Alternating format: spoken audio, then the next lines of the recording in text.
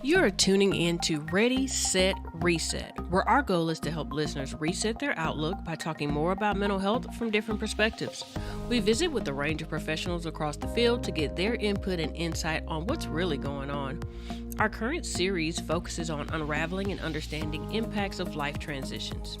We all go through it, but it's a matter of how we get through it. Just a reminder, this podcast is for educational and motivational purposes only and is not a substitute for professional training or personal therapy. Hello, good people. I'm your host, Sierra O'Neill, licensed professional counselor. If you're listening in right now, I hope your day is going amazing and your year is off to a great start. On today's episode, I have a fellow therapist who happens to be my good friend, EMDR trained, thriving teen specialist, and a runner fanatic, Erica Soto. Hi, I'm Erica. All that is true, what Sierra said. I definitely am a good friend of hers. She's a good friend of mine. I've known her for several years. I love running, and I definitely have worked with my fair share of teens over the course of my career. So, I'm glad to be here. Okay. Well, Erica, and I'm glad to have you. So I know just you mentioned as far as like working with teens, over the years, overall, how many years of experience do you have? Like, how long have you been in the field? It's been 5 years. So I started as a behavioral interventionist for Fort Worth ISD. Did that for maybe about a year with elementary, middle, and high school. And then from there transitioned into working in a outpatient mental health hospital where I met you, which is crazy because it's been literally, I think we met in February of 2020, right before COVID, which is like almost 5 years. Yeah, I cannot believe that. I told someone that the other day, and I was like, 5 years? What the heck? And then stayed there. We were there for 3 years. I was there for 3 years. Ran group therapy. I mean, I primarily worked with as young as 6 years old there in that environment up to, I usually probably stayed within like 14 was probably my max, and then I would work with the older teens, adolescent ages, here and there, but that was primarily the age range that I would stay in. Right. Okay. Mm-hmm. Okay. And it's crazy, just kind of like you mentioned, us meeting, almost 5 years ago at a, previous job that we had. The crazy thing about that is, like I mentioned, it was during the pandemic. So it was quite the time of like new therapists coming into the field, working with people in general, just being a mental health professional because it was so different at the time. And, I know we always kind of joke about how we just kind of trauma bonded during the pandemic times because even though everything was shut down, like the schools shut down, jobs shut down, like kids were, kind of flooding through our halls of the facility that we worked in. But it was a crazy but yet great time at the same time that I feel like really beefed up our experience, Yeah, I mean, I think at that time too, like mental health just exploded with like social media and just, the people not knowing what to do. I mean, we didn't even have answers for these parents, for these kids. They were struggling with, just like, hey, they went on spring break and then they just didn't go back to school. And that as we're kind of, talking about transitions and things like that, I mean, we didn't have a ton of answers to them. I mean, a lot of what we did was just offer a lot of support, okay, how do we cope through this the best of our ability as we ourselves personally, we're also trying to figure out how do we manage our own personal lives and the unknown. Right.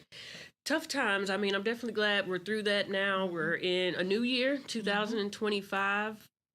And we're looking to just kind of for great things coming out of this next year. So as you all may know, this is our first episode to kick off the new series. We're unwrapping and talking about a lot of things that people don't want to talk about sometimes, or things that make it a little bit, more difficult to communicate how you're feeling, how you're doing. So our new series is Unwrapping the Interference with Life Transitions. And today with Erica, we're going to hit on how school transitions can impact over the years. And that's going to be from your grade school kids up to the college years, and we're just going to talk about it.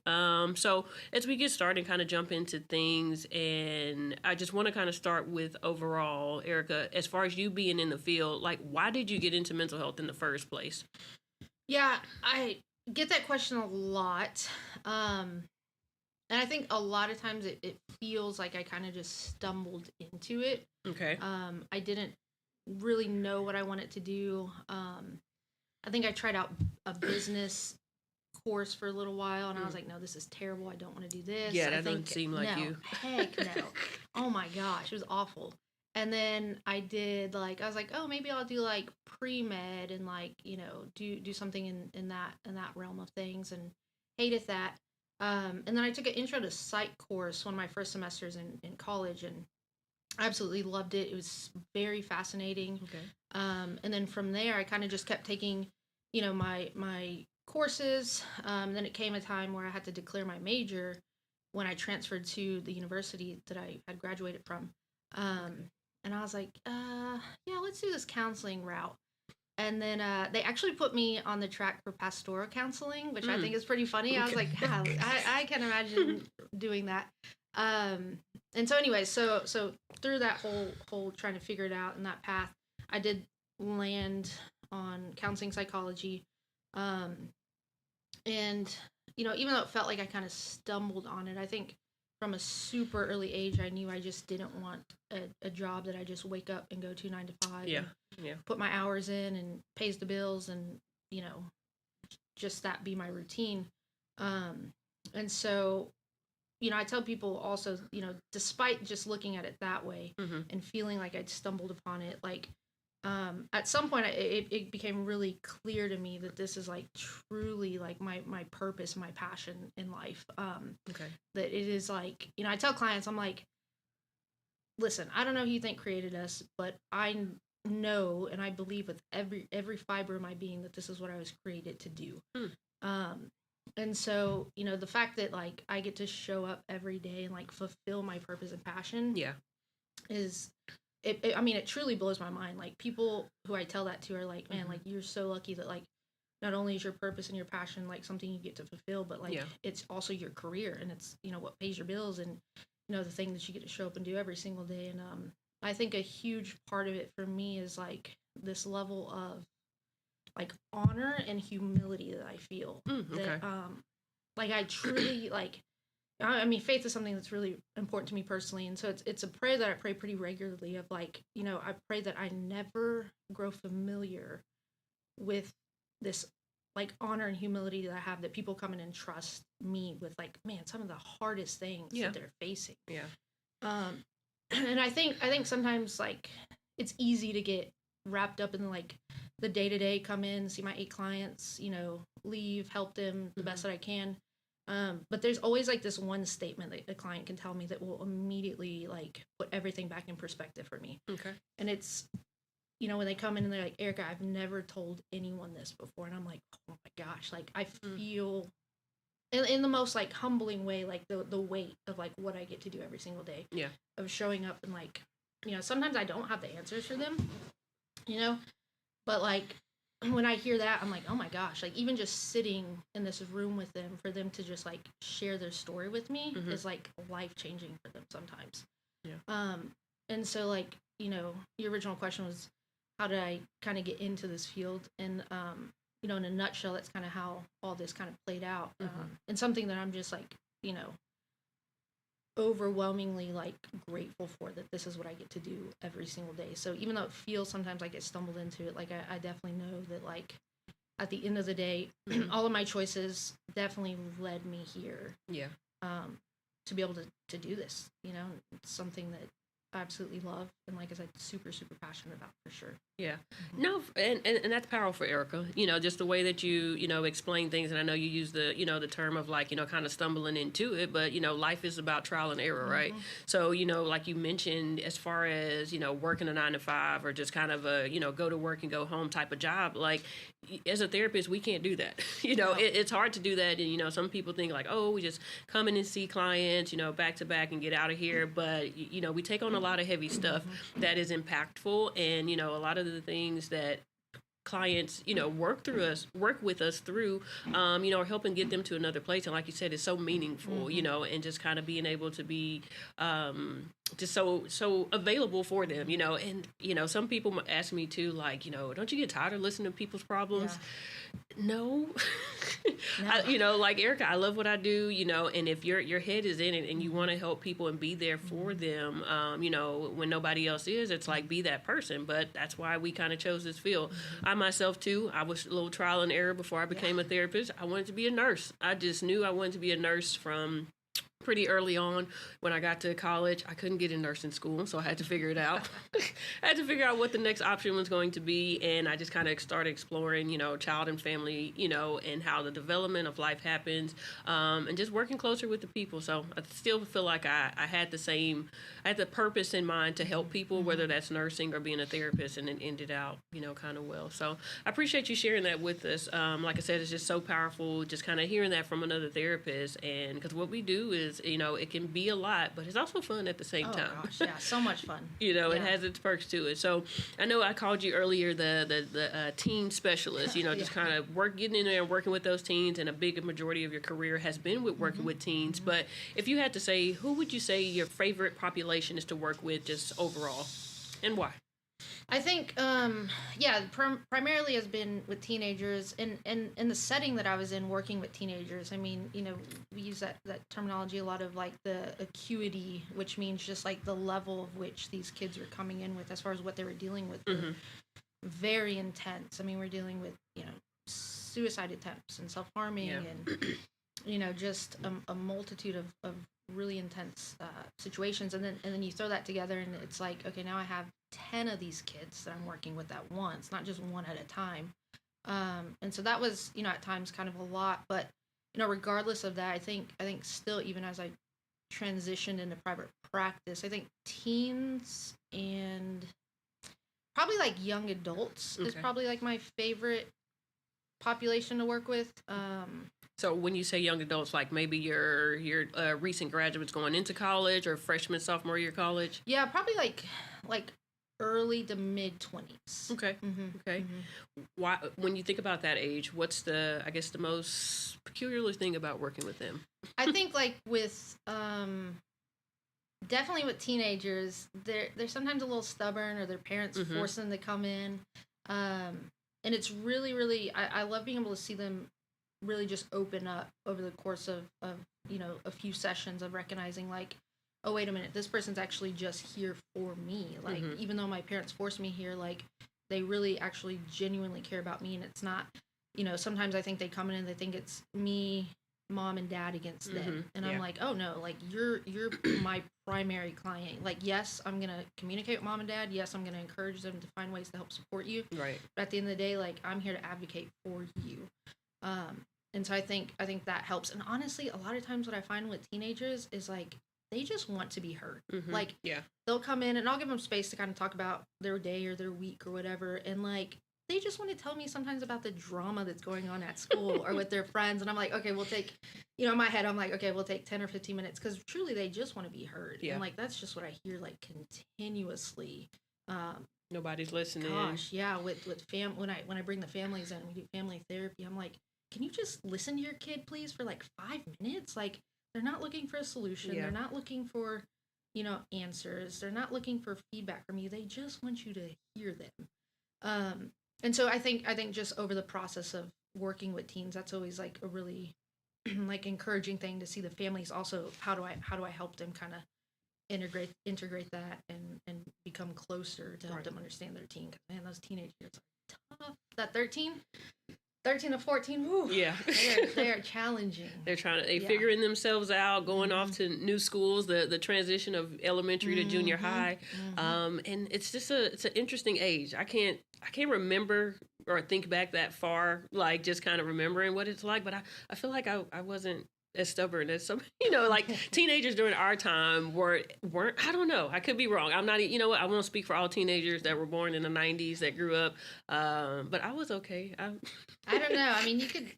I don't know if I'd want to ask my mom what I was like, I think I was a little challenging. A little challenging, okay. Yeah. So would you say the teens that you see yourself as a teen, should you have been in therapy? Should you have been in therapy at the time, given the teens that you see now and the adults they become? Should I personally have probably been at therapy at 13 years old, 13, 14? I don't think it would have hurt. I don't think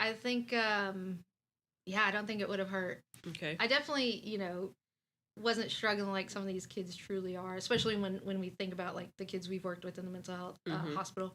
I think I probably could have benefited from it. Okay. I do joke, and I'm not a parent yet, but I do joke and say, like, when my kid hits around like 11, 12, I'm putting them in therapy regardless of what they're struggling or dealing with.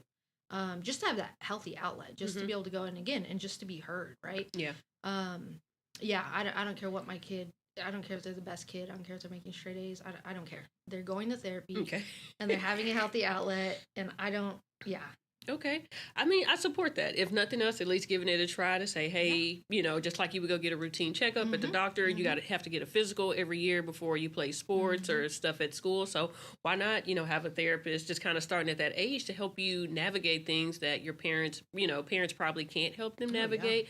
Or, it's just kind of some things that are there that parents, are unsure of how to approach. Yeah. So I think I support that, and I think that's a great idea to, if nothing else, explore it. And that could be even once a month.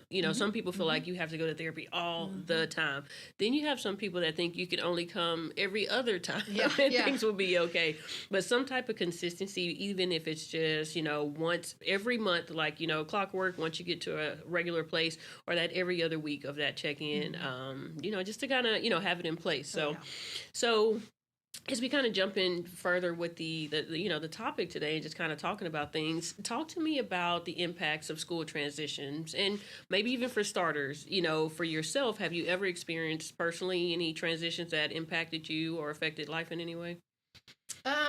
Specifically when we talk about school transitions, I think I was super, super, super grateful and lucky to kind of be in a position where I went to the same elementary school from kindergarten to 5th grade.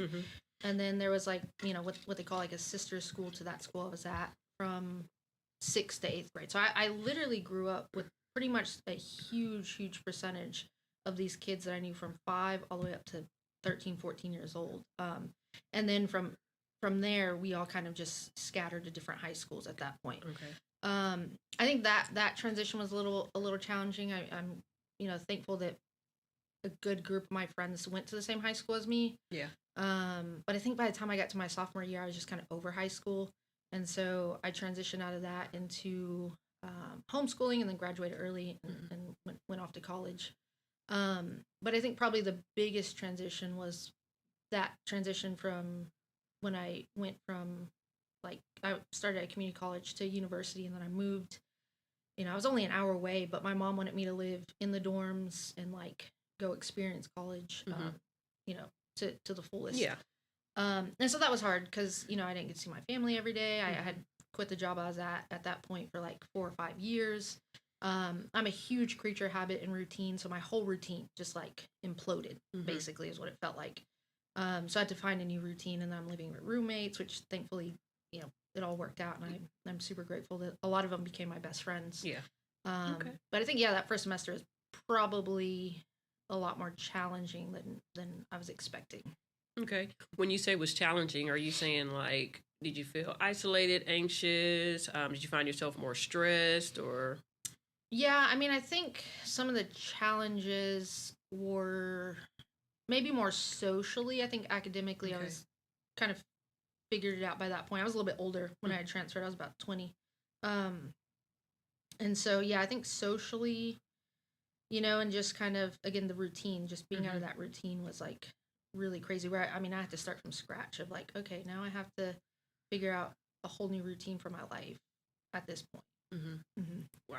So with the transition from public school or traditional high school to homeschool, it sounds like that was something that was warranted. You wanted of like, let's, make this move. So if I'm hearing correctly, that didn't have much of an impact on you, or what was, what was that like, that change up of like, I guess, finishing out a couple more years instead of being in school? Yeah, the transition to homeschool is definitely my choice. I was working more, so I just wanted to work more.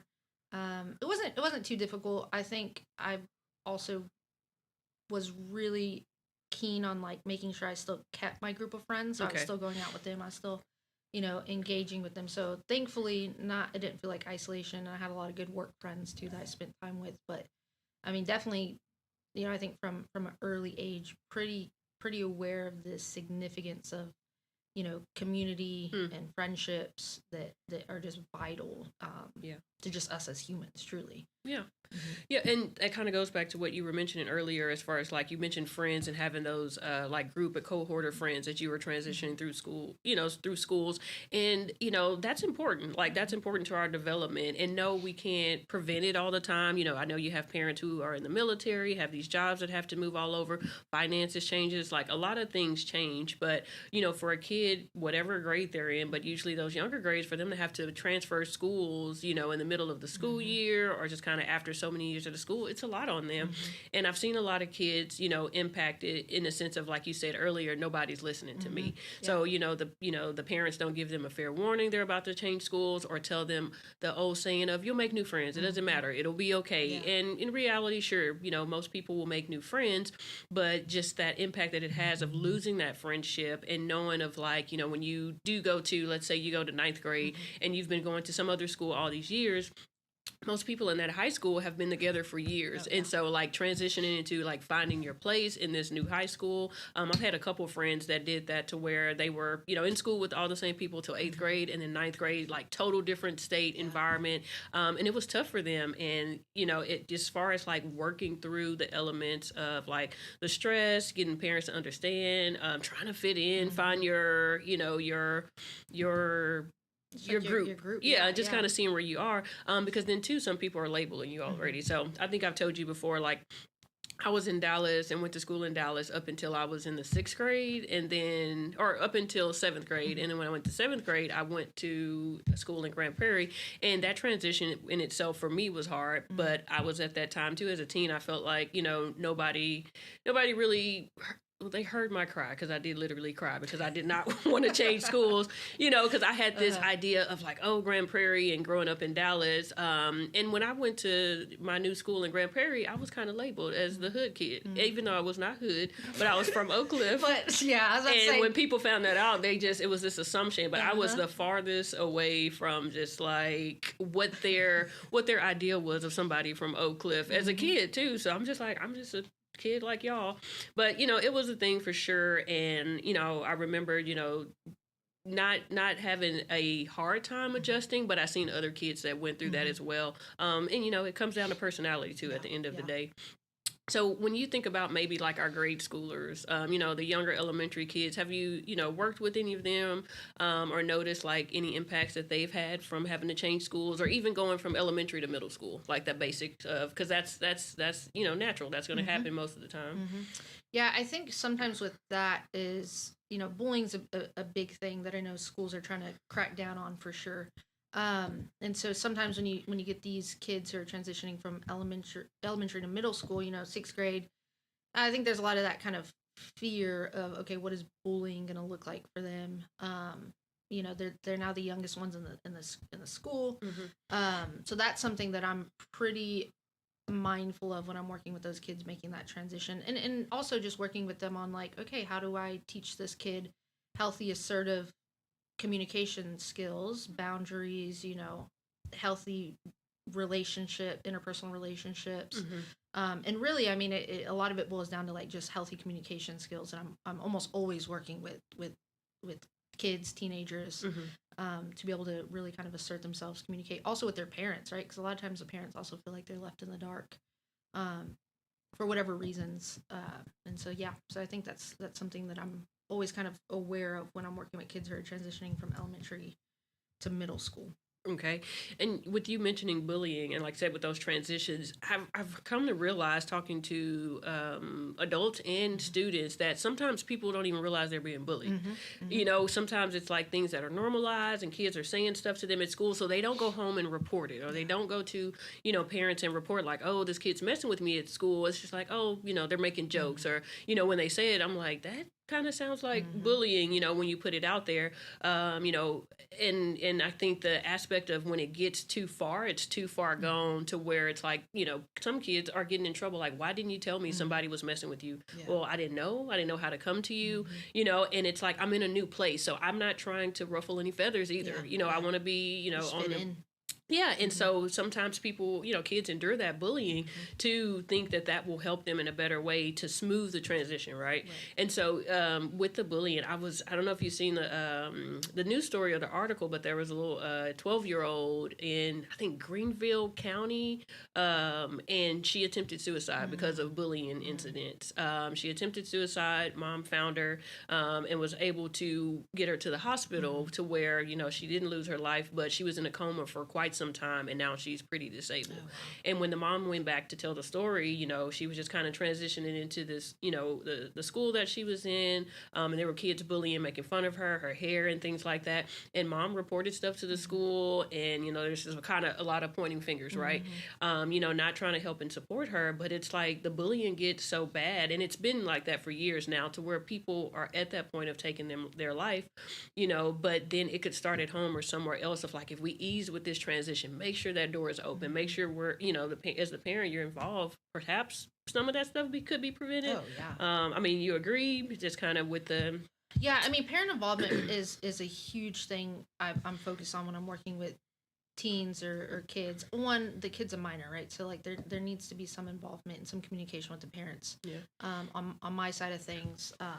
But that's always where, even coming from where we came from in the mental health hospital, is I found the most success with kids with the parent involvement, right? So we did a lot of family therapy over there, and so a lot of times I'd have parents that would cancel their family therapy sessions all the time, and just, I'm like, what do you think that's telling your kid? Like, you don't, you know, it's translating over sometimes as like the parent doesn't care. I'm not invested. I don't care. Yeah, I don't, you know, and too so, busy. Yeah, it's ridiculous when I have these parents who just like, you know, drop their kids off. More so back in the mental health hospital, you know, and just to like kind of fix my kid. And I'm like, it's probably environmental, first of all. So like, what are you going to change as a parent to help support your child through whatever it is that they're facing? Right. Because then, too, with that, coming through those early years up and through high school, that transitions into what college is going to be like, what life is going to be like in college if you've struggled so much and moved around schools a lot. You know, your sense of stability is not there, you know. And so I hate hearing kids that have went to several elementary schools or somebody that's been to 3 high schools already, and it's only 4 grades in high school, you know. And sometimes it's not due to the parents. Sometimes it's the kids' fault because they're getting in trouble, or, you know, there's not things in place to support them, and so they're getting kicked out or transferring because they're running from something. And those transitions, it's almost like they never stop. But like you said, it comes back down to environmental and like what's going on in the household, or what's happening to where they are so reactive and responding like this so often. So with transitioning and going into, you know, the college years, what's your take on like college students and their difficulty with transitioning? Yeah, it's actually funny. I had like, I don't know, like 4 or 5 of my clients who all transitioned into college at the same time. And it's been really fascinating to kind of see how they've all adjusted differently. So a few of them I didn't see because they went out of state. And there's maybe 1 or 2 that I've seen through kind of this transition of the last, you know, 4 or 5 months. Okay. And then I have a few coming back to me that just maybe college just this semester just wasn't panning out very well for them, unfortunately. So they came home, like dropped out? Yeah, unfortunately. Okay. Wow. And so, you know, that seeing that transition from just, you know, they all have different backgrounds, they all have different, you know, stories. And so just kind of, you know, the preparation that work that I kind of was doing with them was like, okay, 1, yes, academics, like let's focus on that and kind of understand that. 2, it's, you know, the social environment. and 3, it's just, okay, how are you going to help yourself maintain a good, healthy mindset through this transition? Like, what are the resources there at the school? Because like I said, a few of these clients I couldn't see anymore because they were moving to a different state. Okay.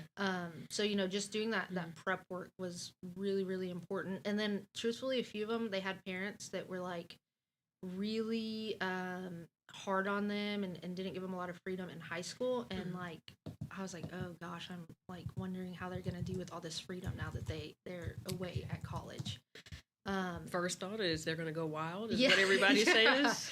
Yeah, I mean, and so with that, it's been really interesting to see their transitions into from high school into college. But I just do my best to kind of prep them and help them understand, like, hey, this is 4 years of your life. Let's try to make it as successful and productive as possible while still enjoying it and having fun, of course. Like, creating that balance for them is huge. And they're gonna make their mistakes too. I tell them that as well. You're gonna make your mistakes. You're gonna learn. But like, also, how do we help develop some resiliency to these things that you're gonna face that are gonna be challenging? Yeah. So side note, as far as like your kids, your clients that were transitioned like high school and went out of school state for college, I think that's a very silly rule that the board has in place, that we can't see our clients when they are temporarily staying somewhere else for school.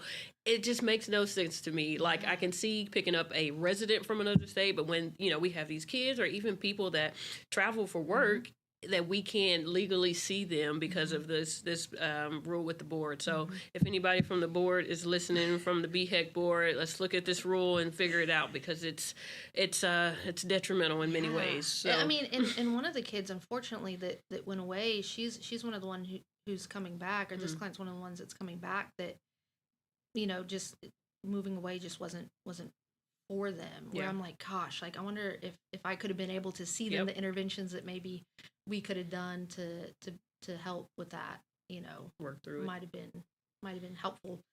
But yeah, so yeah, seeing all 5, 6, whatever handful of my clients that all transition to college at the same time was interesting. Wow, for sure, has been interesting. Okay, so the ones that you said it didn't really pan out for them, having to come back home, was there like a common thing that you've seen, or was it any similarities to what really got in their way and made the transition so difficult or hard? Yeah, I mean, and not even just with these 5, but anytime I'm working with even in the past, clients who are transitioning from college or from high school to college, is the first thing that I highly encourage them is, okay, find a community, find a club, find something that's going to get you connected with, let me make sure I clarify, with healthy people.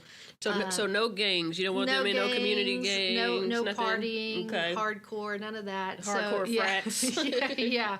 So I encourage immediately, find a club, find a community, find people you have common interests with, because that is such a crucial, like I was mentioning earlier, crucial factor, I think, of success in college, truly. Yeah. And so then, of course, once that kind of works out and they find that, they have that support system, they have those friends, because whether they're away, states away, or even just a couple hours away, they're away from what they've known their whole life, for 18 years of family and support and friends and all that. And now that's just kind of like, okay, what do I do now? And so, yeah, community is always the first thing that I want my clients who are transitioning to college to look for. Right. Okay. So with that, if we just kind of like wrap up, things that we've hit on and talked about, because, we looked at the grade schoolers, the middle schoolers, high school, college. So all in all, with those groups where we, have to go to school, we're in school for that time, do you feel like, or have you seen the later impact in life on your older adults that had difficult transitions in those younger years, whether it be college, high school, or middle? I think sometimes I could see maybe where, we look at their history and they bounced around from schools. I think sometimes their interpersonal relationships aren't always maybe the healthiest. Maybe just social skills in general are kind of lacking. I'm a huge fan of talking about consistency, structure, and routine in a kid's life. And so I think if somebody doesn't have that growing up, they get into adulthood, then they're not taught that essentially and Yeah. understand the benefit of it. And so then sometimes, that's what we're working on. Okay, how do we create structure and systems and routine and that's so beneficial to just mental health and relationships. Yeah. Well, and I've got a lot of adults, oddly, I feel like in this past year for sure, that when we do go into stuff, they come into session with the here and now. This is where life is and how it's affecting me.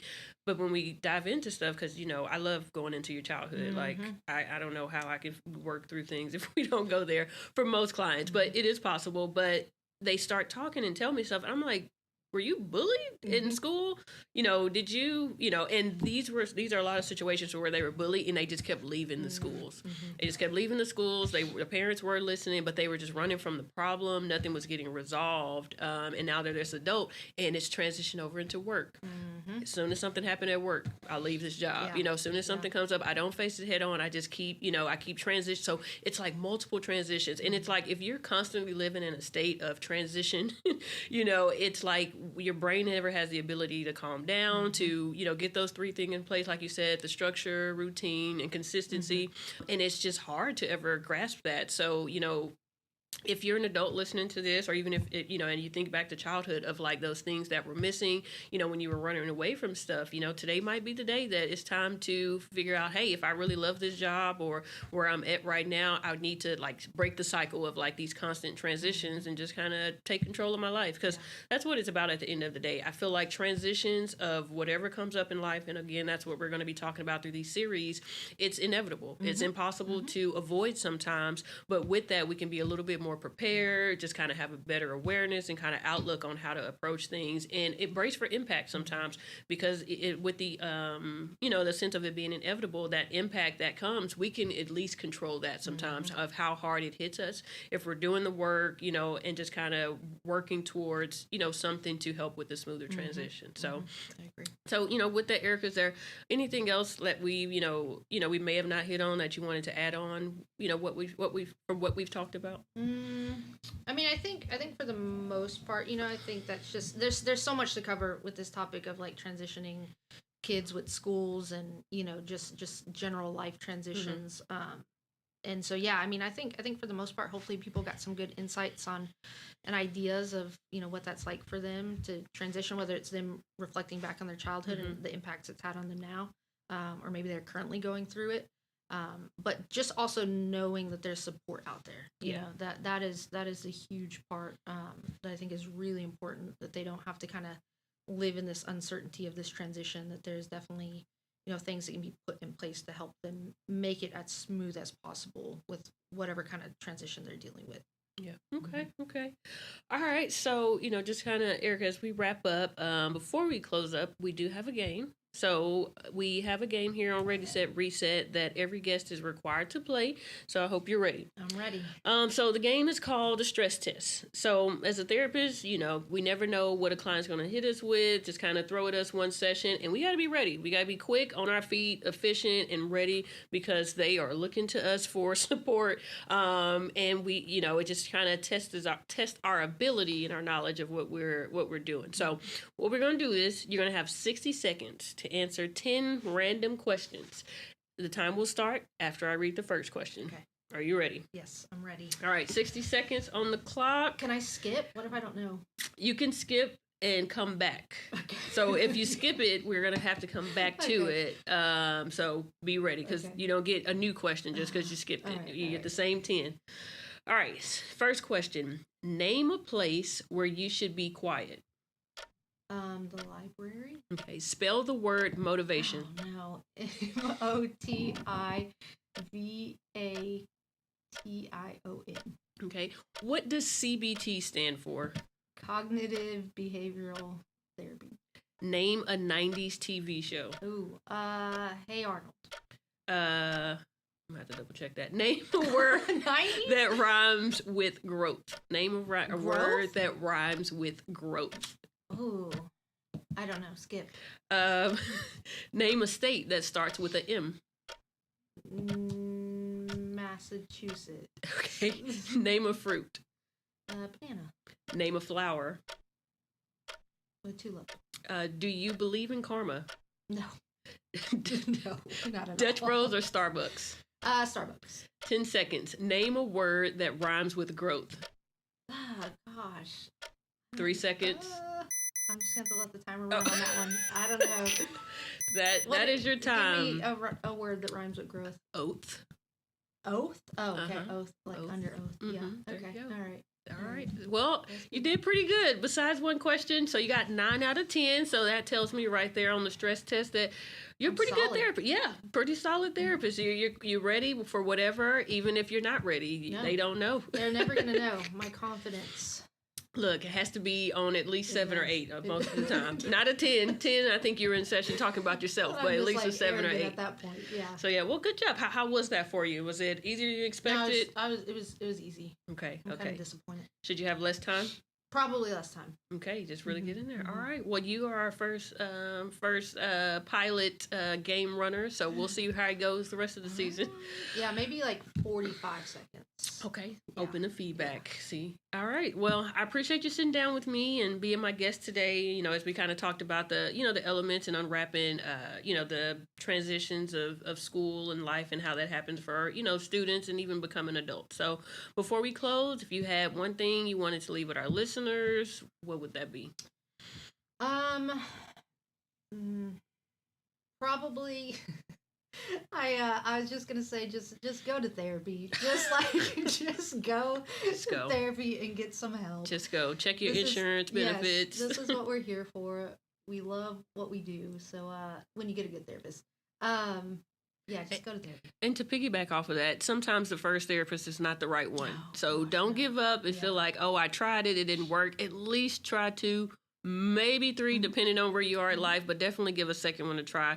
Because sometimes we're not a good match with the first one that you meet, but I feel like 90% of the time it works out. Yeah. Just kind of depending on personalities. But even if they're very different, like if you got a good therapist, you got a good therapist. Very true. So go to therapy. All right, and then we also do have therapists at Counseling by Penny, several therapists. So just check us out on our website. All right. Well, that's all for us today. Thanks for tuning in and taking time out of your day to listen in on mental health. And remember, sometimes all it takes is resetting your outlook. Be sure to like and subscribe to our YouTube channel, Ready, Set, Reset 1. Follow us on Instagram at ready_set_reset1 for mental health tips, laughs, and motivation. And if you know a student or have a child in the Fort Worth area that could use some additional support, visit our website at sunflowersigma.com to see if Reset IOP is right for them. You will find the resources discussed in today's podcast in the description area.